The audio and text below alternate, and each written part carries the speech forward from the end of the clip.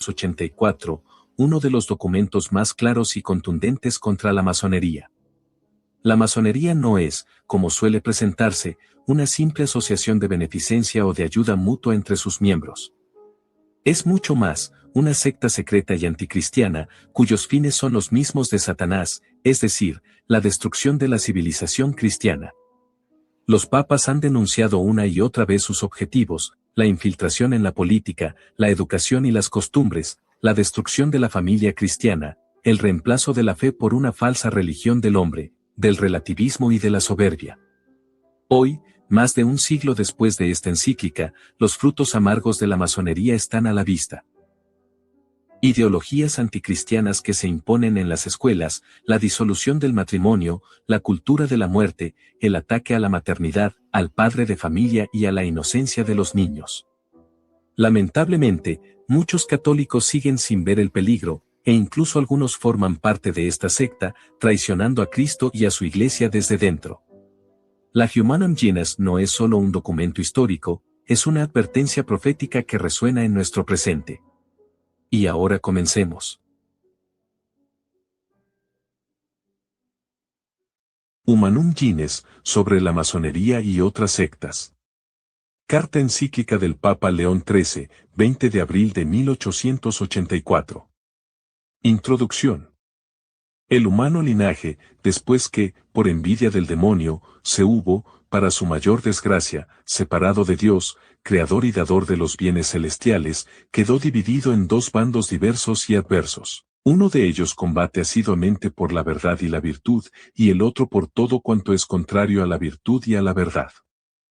El uno es el reino de Dios en la tierra, es decir, la verdadera Iglesia de Jesucristo, a la cual quien quisiere estar adherido de corazón y según conviene para la salvación, necesita servir a Dios y a su unigénito Hijo con todo su entendimiento y toda su voluntad. El otro es el reino de Satanás, bajo cuyo imperio y potestad se encuentran todos los que, siguiendo los funestos ejemplos de su caudillo y de nuestros primeros padres, rehúsan obedecer a la ley divina y eterna, y obran sin cesar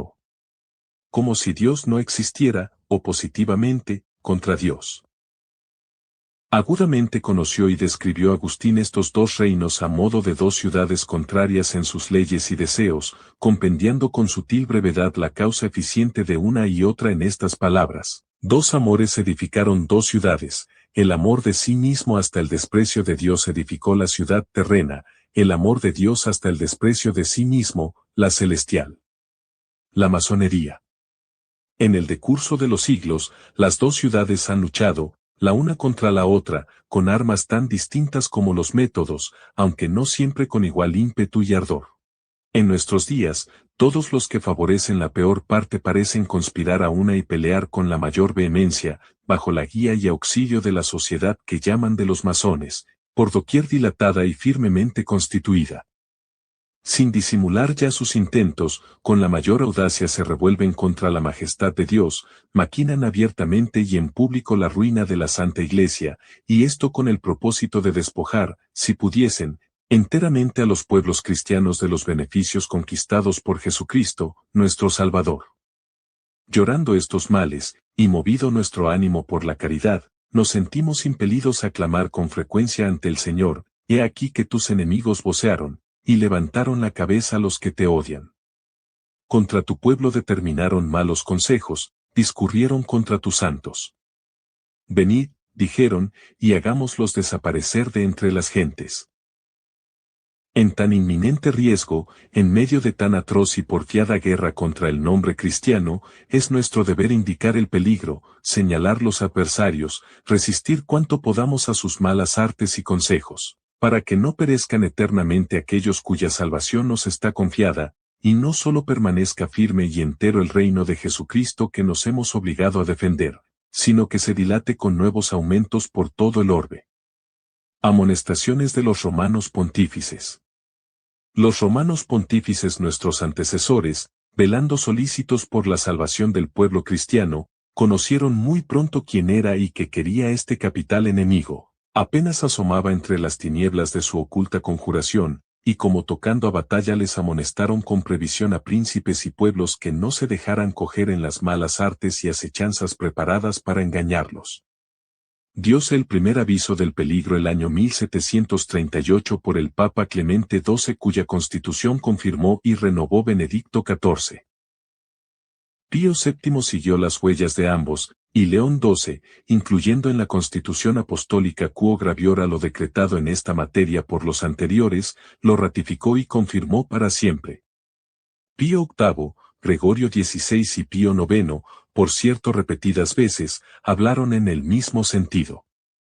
Y, en efecto, puesta en claro la naturaleza e intento de la secta masónica por indicios manifiestos, por procesos instruidos, por la publicación de sus leyes, ritos y revistas, allegándose a ello muchas veces las declaraciones mismas de los cómplices, esta sede apostólica denunció y proclamó abiertamente que la secta masónica, constituida contra todo derecho y conveniencia, era no menos perniciosa al Estado que a la religión cristiana. Y amenazando con las más graves penas que la Iglesia puede emplear contra los delincuentes, prohibió terminantemente a todos inscribirse en esta sociedad. Llenos de ira con estos sus secuaces, juzgando evadir o debilitar a lo menos, parte con el desprecio, parte con las calumnias, la fuerza de aquellas censuras, culparon a los sumos pontífices que las decretaron de haberlo hecho injustamente o de haberse cedido en el modo. Así procuraron eludir el peso y autoridad de las constituciones apostólicas de Clemente XII, Benedicto XIV, Pío VII y Pío IX, aunque no faltaron en aquella misma sociedad quienes confesasen, aun a pesar suyo, que lo hecho por los romanos pontífices, conforme a la doctrina y disciplina de la Iglesia, era según derecho. En lo cual varios príncipes y jefes de gobierno se hallaron muy de acuerdo con los papas, cuidando, ya de acusar a la sociedad masónica ante la silla apostólica, ya de condenarla por sí mismos, promulgando leyes a este propósito, como en Holanda, Austria, Suiza, España, Baviera, Saboya y en algunas otras partes de Italia. Confirmación de los hechos. Pero lo que sobre todo importa es ver comprobada por los sucesos la previsión de nuestros antecesores.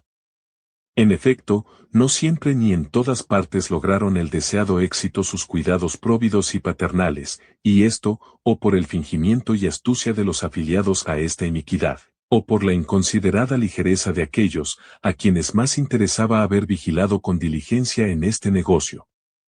Así que en espacio de siglo y medio la secta de los masones ha logrado unos aumentos mucho mayores de cuanto podía esperarse, e infiltrándose con tanta audacia como dolo en todas las clases sociales ha llegado a tener tanto poder que parece haberse hecho casi dueña de los estados. De tan rápido y terrible progreso se ha seguido en la Iglesia, en la potestad de los príncipes y en la salud pública la ruina prevista muy de atrás por nuestros antecesores. Y se ha llegado a punto de temer grandemente para lo venidero, no ciertamente por la Iglesia, cuyo fundamento es bastante firme para que pueda ser socavado por esfuerzo humano, sino por aquellas mismas naciones en que logran influencia grande la secta de que hablamos u otras semejantes que se le agregan como auxiliares y satélites. Por estas causas, apenas subimos al gobierno de la Iglesia, vimos y experimentamos cuánto convenía resistir en lo posible a mal tan grave, interponiendo para ello nuestra autoridad. En efecto, aprovechando repetidas veces la ocasión que se presentaba, hemos expuesto algunos de los más importantes puntos de doctrina en que parecía haber influido en gran manera la perversidad de los errores masónicos.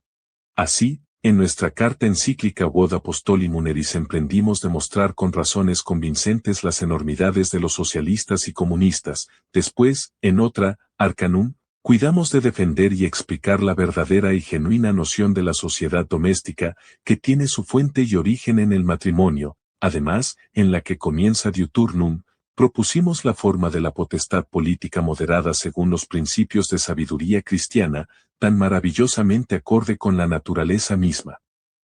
de las cosas y la salud de los pueblos y príncipes.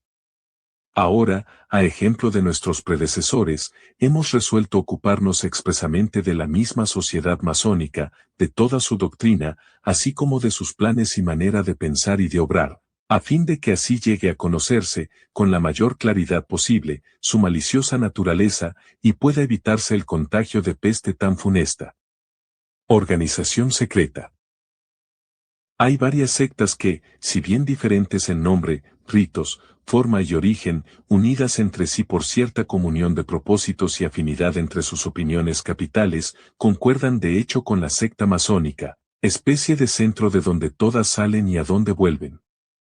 Estas, aunque aparenten no querer en manera alguna ocultarse en las tinieblas, y tengan sus juntas a vista de todos, y publiquen sus periódicos, con todo, bien miradas, son un género de sociedades secretas, cuyos usos conservan. Pues muchas cosas hay en ellas a manera de arcanos, las cuales hay mandato de ocultar con muy exquisita diligencia, no solo a los extraños, sino a muchos de sus mismos adeptos, como son los planes íntimos y verdaderos, así como los jefes supremos de cada logia, las reuniones más reducidas y secretas, sus deliberaciones, por qué vía y con qué medios se han de llevar a cabo. A esto se dirige la múltiple diversidad de derechos, obligaciones y cargos que hay entre los socios, la distinción establecida de órdenes y grados y la severidad de la disciplina por que se rigen. Tienen que prometer los iniciados, y aun de ordinario se obligan a jurar solemnemente, no descubrir nunca ni de modo alguno sus compañeros, sus signos, sus doctrinas. Con estas mentidas apariencias y arte constante de fingimiento, procuran los masones con todo empeño, como en otro tiempo los maniqueos, ocultarse y no tener otros testigos que los suyos. Celebran reuniones muy ocultas, simulando sociedades eruditas de literatos y sabios, hablan continuamente de su entusiasmo por la civilización y de su amor hacia los más humildes. Dicen que su único deseo es mejorar la condición de los pueblos y comunicar a cuantos más puedan las ventajas de la sociedad civil. Aunque fueran verdaderos tales propósitos, no todo está en ellos. Además, deben los afiliados dar palabra y seguridad de ciega y absoluta obediencia a sus jefes y maestros, estar preparados a obedecerles a la menor señal e indicación, y de no hacerlo así, a no rehusar los más duros castigos ni la misma muerte.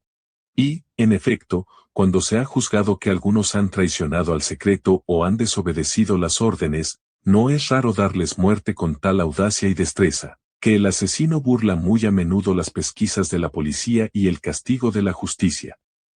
Ahora bien, esto de fingir y querer esconderse, de sujetar a los hombres como a esclavos con fortísimo lazo y sin causa bastante conocida, de valerse para toda maldad de hombres sujetos al capricho de otro, de armar a los asesinos procurándoles la impunidad de sus crímenes, es una monstruosidad que la misma naturaleza rechaza, y, por lo tanto, la razón y la misma verdad evidentemente demuestran que la sociedad de que hablamos pugna con la justicia y la probidad naturales.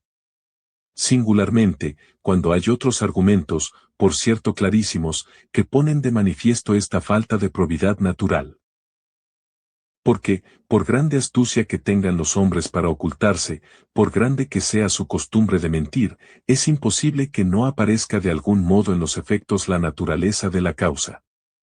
No puede el árbol bueno dar malos frutos, ni el árbol malo dar buenos frutos. Y los frutos de la secta masónica son, además de dañosos, muy amargos. Porque de los certísimos indicios antes mencionados resulta claro el último y principal de sus intentos, a saber, destruir hasta los fundamentos todo el orden religioso y civil establecido por el cristianismo, y levantar a su manera otro nuevo con fundamentos y leyes sacadas de las entrañas del naturalismo. Cuanto hemos dicho y diremos, debe entenderse de la secta masónica en sí misma y en cuanto abraza a otras con ella unidas y confederadas, pero no de cada uno de sus secuaces. Puede haberlos, en efecto, y no pocos, que, si bien no dejan de tener culpa por haberse comprometido con semejantes sociedades, con todo no participan por sí mismos en sus crímenes e ignoran sus últimas intenciones. Del mismo modo, aun entre las otras asociaciones unidas con la masonería, algunas tal vez no aprobarán ciertas conclusiones extremas que sería lógico abrazar como dimanadas de principios comunes, si no causara horror su misma torpe fealdad. Algunas también, por circunstancias de tiempo y lugar, no se atreven a hacer tanto como ellas mismas quisieran y suelen hacer las otras, pero no por eso se han de tener por ajenas a la confederación masónica, pues ésta no tanto ha de juzgarse por sus hechos y las cosas que lleva a cabo, cuanto por el conjunto de los principios que profesa. Naturalismo doctrina. Ahora bien, Es principio capital de los que siguen el naturalismo, como lo declara su mismo nombre, que la naturaleza y razón humana ha de ser en todo maestra y soberana absoluta, y, sentado esto, descuidan los deberes para con Dios o tienen de ellos conceptos vagos y erróneos. Niegan, en efecto, toda divina revelación, no admiten dogma religioso ni verdad alguna que la razón humana no pueda comprender, ni maestro a quien precisamente deba creerse por la autoridad de su oficio. Y como, en verdad, es oficio propio de la Iglesia Católica, y que a ella sola pertenece, el guardar enteramente y defender en su incorrupta pureza el depósito de las doctrinas reveladas por Dios, la autoridad del magisterio y los demás medios sobrenaturales para la salvación, de aquí el haberse vuelto contra ella toda la saña y el ahínco todo de estos enemigos. Véase ahora el proceder de la secta masónica en lo tocante a la religión, singularmente donde tiene mayor libertad para obrar, y júzguese si es o no verdad que todo su empeño está en llevar a cabo las teorías de los naturalistas. Mucho tiempo a que trabaja tenazmente para anular en la sociedad toda influencia del magisterio y autoridad de la Iglesia.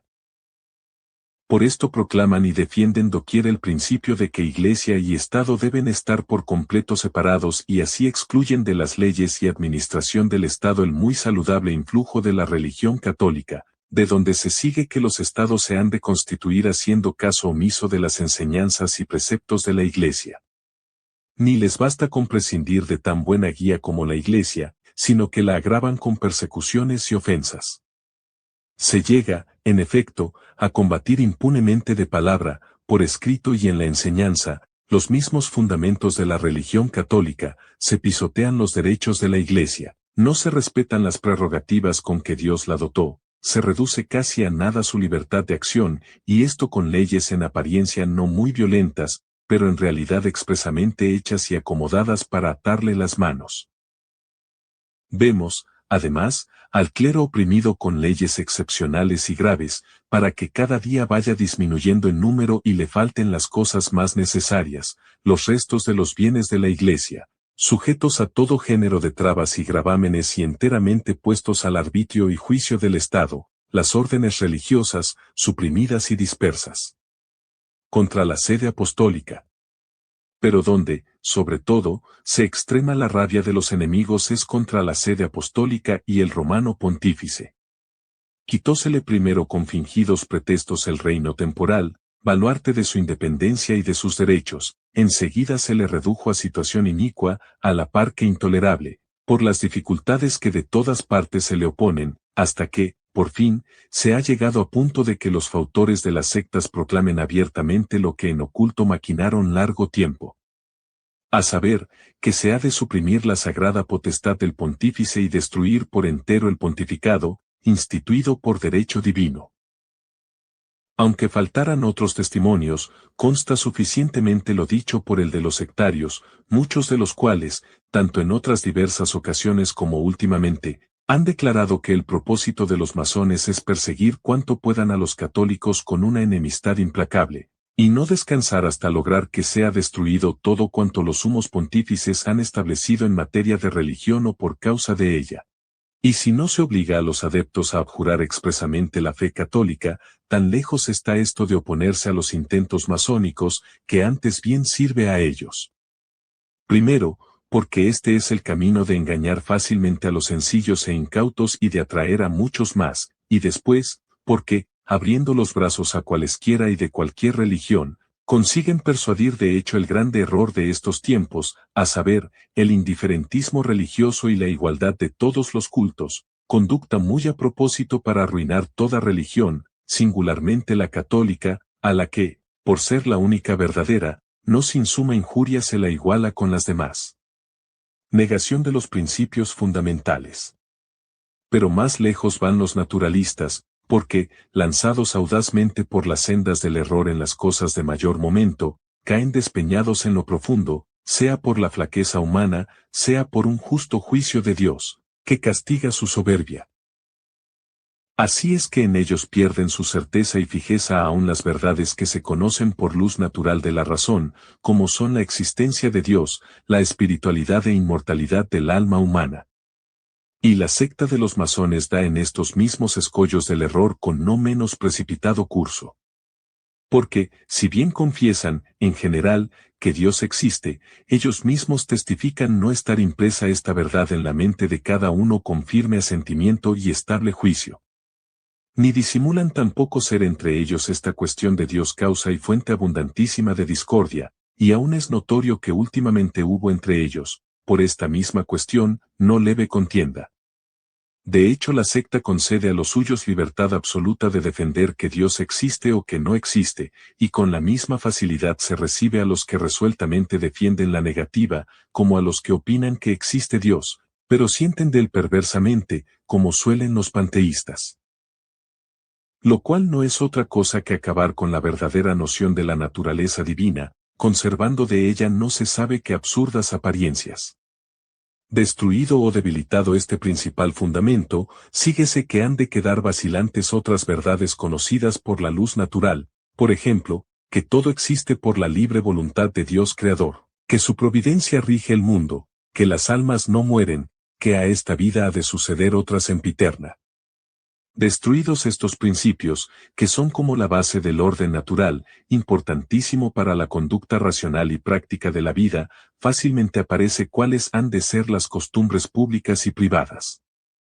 Nada decimos de las virtudes sobrenaturales, que nadie puede alcanzar ni ejercitar sin especial gracia y don de Dios, de las cuales por fuerza no ha de quedar vestigio en los que desprecian por desconocidas la redención del género humano, la gracia divina, los sacramentos, la felicidad que se ha de alcanzar en el cielo.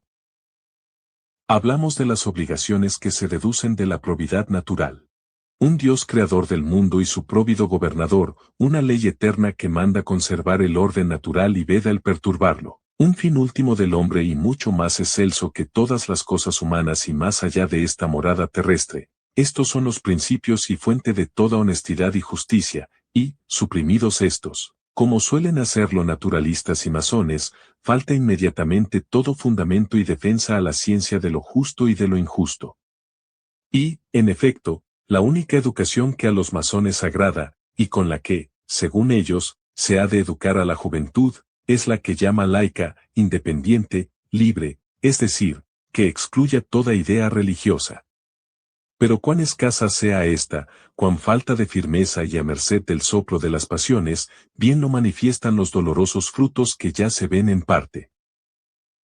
En donde quiera que esta educación ha comenzado a reinar más libremente, una vez suprimida la educación cristiana, prontamente se han visto desaparecer las buenas y sanas costumbres, tomar cuerpo las opiniones más monstruosas y subir de todo punto la audacia en los crímenes.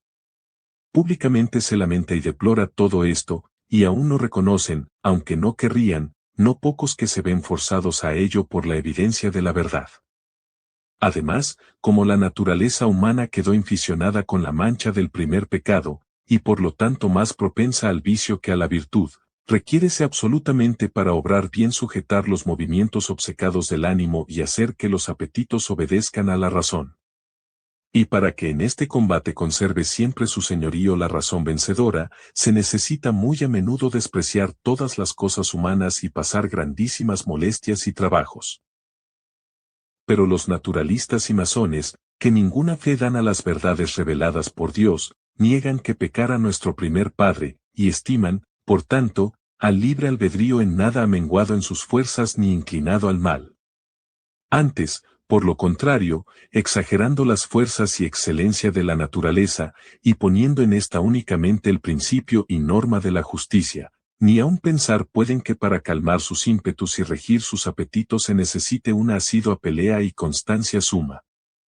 De aquí vemos ofrecerse públicamente tantos estímulos a los apetitos del hombre, periódicos y revistas, sin moderación ni vergüenza alguna, obras dramáticas, licenciosas en alto grado, asuntos para las artes, sacados con proterva de los principios de ese que llaman realismo, ingeniosos inventos para una vida muelle y muy regalada, rebuscados, en suma, toda suerte de halagos sensuales, a los cuales cierre los ojos la virtud adormecida.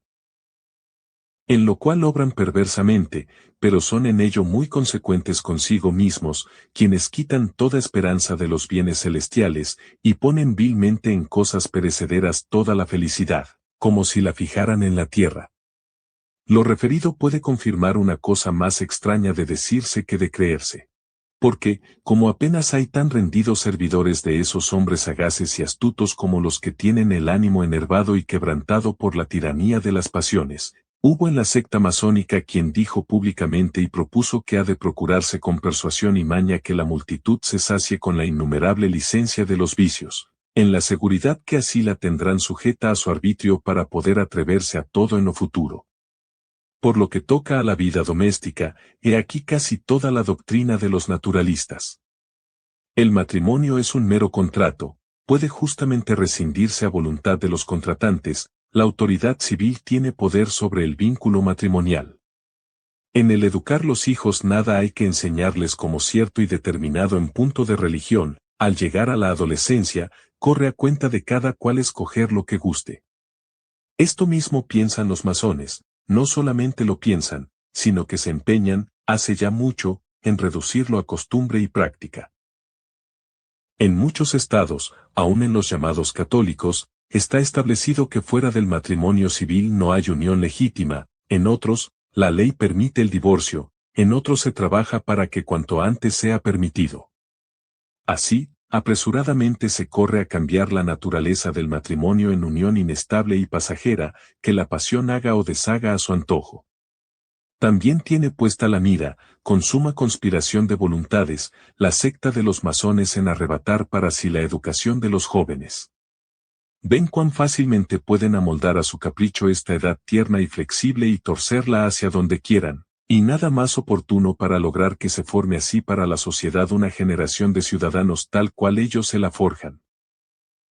Por tanto, en punto de educación y enseñanza de los niños, nada dejan al magisterio y vigilancia de los ministros de la Iglesia, habiendo llegado ya a conseguir que en varios lugares toda la educación de los jóvenes esté en manos de laicos, de suerte que, al formar sus corazones, nada se les diga de los grandes y santísimos deberes que ligan al hombre con Dios. Consecuencias políticas. Vienen enseguida los principios de la ciencia política.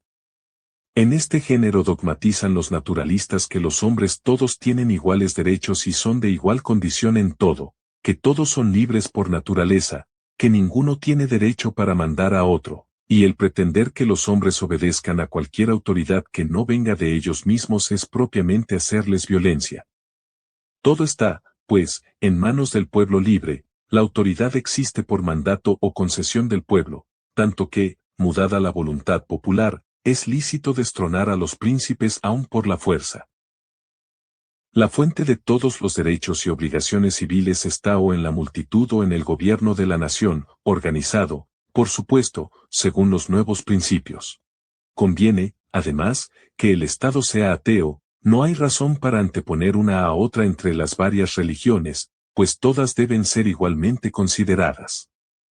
Y que todo esto agrade a los masones del mismo modo, y quieran ellos constituir las naciones según este modelo, es cosa tan conocida que no necesita demostrarse. Con todas sus fuerzas e intereses lo están maquinando así hace mucho tiempo, y con esto dejan expedito el camino a no pocos más audaces que se inclinan a peores opiniones, pues proyectan la igualdad y comunidad de toda la riqueza, borrando así del Estado toda diferencia de clases y fortunas. Errores y peligros. De lo que sumariamente hemos referido aparece bastante claro que sea y por dónde va la secta de los masones. Sus principales dogmas discrepan tanto y tan claramente de la razón, que nada puede ser más perverso. Querer acabar con la religión y la Iglesia, fundada y conservada perennemente por el mismo Dios, y resucitar después de 18 siglos las costumbres y doctrinas gentílicas, es necedad insigne y muy audaz impiedad. Ni es menos horrible o más llevadero el rechazar los beneficios que con tanta bondad alcanzó Jesucristo, no solo a cada hombre en particular, sino también en cuanto viven unidos en la familia o en la sociedad civil, beneficios señaladísimos hasta según el juicio y testimonio de los mismos enemigos. En tan feroz e insensato propósito parece reconocerse el mismo implacable odio o sed de venganza en que arde Satanás contra Jesucristo. Así como el otro vehemente empeño de los masones, el de destruir los principales fundamentos de lo justo y lo honesto, y animar así a los que, a imitación del animal, quisiera fuera lícito cuanto agrada, no es otra cosa que empujar el género humano ignominiosa y vergonzosamente a su extrema ruina. Aumentan el mal los peligros que amenazan a la sociedad doméstica y civil. Porque, como otras veces lo hemos expuesto, hay en el matrimonio, según el común y casi universal sentir de todos los pueblos y siglos, algo de sagrado y religioso, veda, además, la ley divina que pueda disolverse. Pero si esto se permitiera, si el matrimonio se hace profano, necesariamente ha de seguirse en la familia la discordia y la confusión, cayendo de su dignidad la mujer y quedando incierta la prole tanto sobre sus bienes como sobre su propia vida. Pues el no cuidar oficialmente para nada de la religión, y en la administración y ordenación de la cosa pública no tener cuenta ninguna de Dios, como si no existiese, es atrevimiento inaudito aún entre los mismos gentiles, en cuyo corazón y en cuyo entendimiento tan grabada estuvo no sólo la creencia en los dioses, sino la necesidad de un culto público, que reputaban más fácil encontrar una ciudad sin suelo que sin Dios. De hecho, la sociedad humana a que nos sentimos naturalmente inclinados fue constituida por Dios, autor de la naturaleza, y de él emana, como de principio y fuente, la naturaleza y perenne abundancia de los bienes innumerables en que la sociedad abunda. Así, pues, como la misma naturaleza enseña a cada uno en particular a dar piadosa y santamente culto a Dios por tener de él la vida y los bienes que la acompañan, así, y por idéntica causa, incumbe este mismo deber a pueblos y estados. Y los que quisieran a la sociedad civil libre de todo deber religioso, claro está que obran no solo injusta, sino ignorante y absurdamente.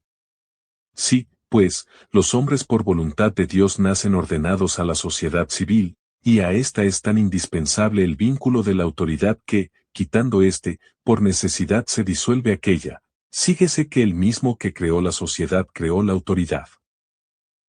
De aquí se ve que quien está revestido de ella, sea quien fuere, es ministro de Dios, y, por tanto, según lo piden el fin y la naturaleza de la sociedad humana, es tan puesto en razón el obedecer a la potestad legítima cuando manda lo justo, como obedecer a la autoridad de Dios, que todo lo gobierna, y nada tan falso como el pretender que corresponda por completo a la masa del pueblo el negar la obediencia cuando le agrade. Todos los hombres son, ciertamente, iguales. Nadie duda de ello, si se consideran bien la comunidad igual de origen y naturaleza, el fin último cuya consecuencia se ha señalado a cada uno, y finalmente los derechos y deberes que de ellos nacen necesariamente. Mas como no pueden ser iguales las capacidades de los hombres, y distan mucho uno de otro por razón de las fuerzas corporales o del espíritu, y son tantas las diferencias de costumbres, voluntades y temperamentos, nada más repugnante a la razón que el pretender abarcarlo y confundirlo todo y llevar a las leyes de la vida civil tan rigurosa igualdad. Así como la perfecta constitución del cuerpo humano resulta de la juntura y composición de miembros diversos, que, diferentes en forma y funciones, atados y puestos en sus propios lugares, constituyen un organismo hermoso a la vista, vigoroso y apto para bien funcionar, así en la humana sociedad son casi infinitas las diferencias de los individuos que la forman, y si todos fueran iguales y cada uno se rigiera a su arbitrio, nada habría más deforme que semejante sociedad. Mientras que si todos, en distinto grado de dignidad, oficios y aptitudes, armoniosamente conspiran al bien común, retratarán la imagen de una ciudad bien constituida y según pide la naturaleza. Además, de los turbulentos errores, que ya llevamos enumerados, han de temerse los mayores peligros para los estados. Porque, quitado el temor de Dios y el respeto a las leyes divinas, menospreciada la autoridad de los príncipes, consentida y legitimada la manía de las revoluciones, sueltas con la mayor licencia las pasiones populares, sin otro freno que el castigo, ha de seguirse necesariamente el trastorno y la ruina de todas las cosas. Y aún precisamente esta ruina y trastorno, es lo que a conciencia maquinan y expresamente proclaman unidas las masas de comunistas y socialistas, a cuyos designios no podrá decirse ajena la secta de los masones, pues favorece en gran manera sus planes y conviene con ellas en los principales dogmas. Y si de hecho no llegan inmediatamente y en todas partes a las últimas consecuencias, no se atribuye a sus doctrinas ni a su voluntad, sino a la eficacia de la religión divina, que no puede extinguirse, y a la parte más sana de los hombres, que, rechazando la servidumbre de las sociedades secretas, resisten con valor a sus locos conatos. Ojalá juzgasen todos del árbol por sus frutos y conocieran la semilla y principio de los males que nos oprimen y los peligros que nos amenazan. Tenemos que habérnoslas con un enemigo astuto y doloso que, halagando los oídos de pueblos y príncipes, ha cautivado a unos y otros con blandura de palabras y adulaciones. Al insinuarse entre los príncipes fingiendo amistad, pusieron la mira a los masones en lograrlos como socios y colaboradores poderosos para oprimir a la religión católica, y para estimularles más con insistente calumnia acusaron a la Iglesia de que, envidiosa, disputaba a los príncipes su potestad y prerrogativas reales. Lograda por tales artes la audacia y la seguridad, comenzaron a intervenir con gran influencia en el régimen de las naciones, estando dispuestos, por lo demás, a sacudir los fundamentos de los imperios y a perseguir, calumniar y destronar a los príncipes, siempre que ellos no se mostrasen inclinados a gobernar a gusto de la secta. No de otro modo engañaron, adulándolos, a los pueblos. Voceando libertad y prosperidad pública, haciendo ver que por culpa de la Iglesia y de los monarcas, no había salido ya la multitud de su inicua servidumbre y de su miseria, engañaron al pueblo, y, despertada en él la sed de novedades, le incitaron a combatir contra ambas potestades. Pero ventajas tan esperadas están más en el deseo que en la realidad, y antes bien, más oprimida la plebe, se ve forzada a carecer en gran parte de las mismas cosas en que esperaba el consuelo de su miseria, las cuales hubiera podido hallar con facilidad y abundancia en la sociedad cristianamente constituida. Y este es el castigo de su soberbia, que suelen encontrar cuantos se vuelven contra el orden de la providencia divina, que tropiezan con una suerte desoladora y mísera allí mismo donde, temerarios, la esperaban próspera y abundante según sus deseos. La Iglesia, en cambio, como que manda obedecer primero y sobre todo a Dios, soberano Señor de todas las cosas, no podría, sin injuria y falsedad, ser tenida por enemiga de la potestad civil, usurpadora de algún derecho de los príncipes, antes bien, quiérese de al poder civil, por dictamen y obligación de conciencia, cuanto de derecho se le debe, y el hacer dimanar de Dios mismo, conforme hace la Iglesia. El derecho de mandar, da gran incremento a la dignidad del poder civil y no leve apoyo. Para captarse el respeto y benevolencia de los ciudadanos. Amiga de la paz, la misma Iglesia fomenta la concordia, abraza a todos con maternal cariño y, ocupada únicamente en ayudar a los hombres, enseña que conviene unir la justicia con la clemencia, el mando con la equidad, las leyes con la moderación, que no ha de violarse el derecho de nadie, que se ha de servir al orden y tranquilidad pública y aliviar cuanto se pueda pública y privadamente la necesidad de los menesterosos. Pero por esto piensan, para servirnos de las palabras mismas de San Agustín, o quieren que se piense no ser la doctrina de Cristo provechosa para la sociedad, porque no quieren que el Estado se asiente sobre la solidez de las virtudes, sino sobre la impunidad de los vicios. Conocido bien todo esto, sería insigne prueba de sensatez política y empresa conforme a lo que exige la salud pública que príncipes y pueblos se unieran, no con los masones para destruir la Iglesia, sino con la Iglesia para quebrantar los ímpetus de los masones. Remedios doctrinales. Sea como quiera, ante un mal tan grave y ya tan extendido, lo que a nos toca, venerables hermanos, es aplicarnos con toda el alma a la busca de remedios.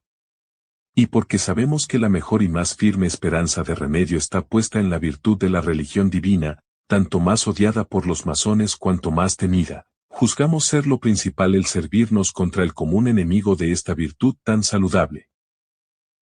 Así que todo lo que decretaron los romanos pontífices, nuestros antecesores, para impedir las tentativas y los esfuerzos de la secta masónica, y todo cuanto sancionaron para alejar a los hombres de semejantes sociedades o sacarlos de ellas, todas y cada una de estas cosas las damos por ratificadas y las confirmamos con nuestra autoridad apostólica. Y confiadísimos en la buena voluntad de los cristianos, rogamos y suplicamos a cada uno en particular por su eterna salvación que estimen deber sagrado de conciencia el no apartarse un punto de lo que en esto tiene ordenado la silla apostólica. Y a vosotros, venerables hermanos, os pedimos y rogamos con la mayor instancia que, uniendo vuestros esfuerzos a los nuestros, procuréis con todo ahínco extirpar esta asquerosa peste que va serpeando por todas las venas de la sociedad. A vosotros toca defender la gloria de Dios y la salvación de los prójimos, ante tales fines en el combate, no ha de faltaros ni el valor ni la fuerza. Vuestra prudencia os dictará el modo mejor de vencer los obstáculos y las dificultades que se alzarán, pero como es propio de la autoridad de nuestro ministerio el indicaros algún plan razonable, pensad que en primer lugar se ha de procurar arrancar a los masones su máscara, para que sean conocidos tales cuales son, que los pueblos aprendan por vuestros discursos y pastorales, dados con este fin, las malas artes de semejantes sociedades para halagar y atraer, la perversidad de sus opiniones y lo criminal de sus hechos. Que ninguno que estime en lo que debe su profesión de católico y su salvación juzgue serle lícito por ningún título dar su nombre a la secta masónica, como repetidas veces lo prohibieron nuestros antecesores. Que a ninguno engañe aquella honestidad fingida, puede, en efecto, parecer a algunos que nada piden los masones abiertamente contrario a la religión y buenas costumbres. Pero como toda la razón de ser y causa de la secta estriba en el vicio y en la maldad, claro es que no es lícito unirse a ellos ni ayudarles en modo alguno.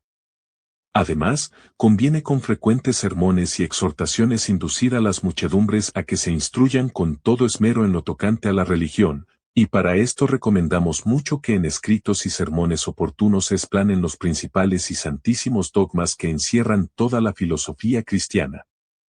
Con lo cual se llega a sanar los entendimientos por medio de la instrucción y a fortalecerlos así contra las múltiples formas del error como contra los varios modos con que se presentan atractivos los vicios en esa tan grande libertad de publicaciones y curiosidad tan grande de saber. Grande obra, sin duda, pero en ella será vuestro primer auxiliar y colaborador de vuestros trabajos el clero, si con vuestro esfuerzo lográis que salga bien pertrechado en virtudes y en ciencia. Más empresa tan sana e importante reclama también en su auxilio el celo activo de los seglares, que juntan en uno el amor de la religión y de la patria con la probidad y el saber. Aunadas las fuerzas de una y otra clase, trabajad, venerables hermanos, para que todos los hombres conozcan bien y amen a la Iglesia, porque cuanto mayor fuere este conocimiento y este amor, tanto mayor será así la repugnancia con que se mire a las sociedades secretas como el empeño en rehuirlas. Organizaciones prácticas. Y aprovechando esta oportunidad, renovamos ahora justamente nuestro deseo, ya repetido, de que se propague y se fomente con toda diligencia la Orden Tercera de San Francisco, cuyas reglas con lenidad prudente hemos suavizado hace muy poco tiempo. El único fin que le dio su autor es el de traer los hombres a la imitación de Jesucristo, al amor de su Iglesia, al ejercicio de toda virtud cristiana, mucho ha de valer, por tanto, para extinguir el contagio de estas perversísimas sociedades. Y así, que cada día aumente más esta santa congregación, pues, además de otros muchos frutos, puede esperarse de ella el insigne de que vuelvan los corazones a la libertad, fraternidad e igualdad, no como absurdamente las conciben los masones, sino como las alcanzó Jesucristo para el humano linaje y las siguió San Francisco, esto es, la libertad de los hijos de Dios, por la cual nos veamos libres de la servidumbre de Satanás y de las pasiones, nuestros perversísimos tiranos, la fraternidad que dimana de ser Dios nuestro Creador y Padre común de todos, la igualdad que, teniendo por fundamento la caridad y la justicia, no borra toda diferencia entre los hombres, sino que con la variedad de condiciones, deberes e inclinaciones forma aquel admirable y armonioso concierto que aún la misma naturaleza pide para el bien y la dignidad de la vida civil. Viene, en tercer lugar, una institución sabiamente establecida por nuestros mayores e interrumpida por el transcurso del tiempo, que puede valer ahora como ejemplar y forma para lograr instituciones semejantes. Hablamos de los gremios y cofradías de trabajadores con que éstos, al amparo de la religión, defendían juntamente sus intereses y, a la par, las buenas costumbres. Y si con el uso y experiencia de largo tiempo vieron nuestros mayores la utilidad de estas asociaciones, tal vez la experimentaremos mejor nosotros por ser especialmente aptas para invalidar el poder de las sectas. Los que conllevan la pobreza con el trabajo de sus manos, fuera de ser dignísimos, en primer término, de caridad y consuelo, están más expuestos a las seducciones de los malvados, que todo lo invaden con fraudes y engaños. Débseles, por ello, ayudar con la mayor benignidad posible y atraer a sociedades honestas, no sea que los arrastren a las infames.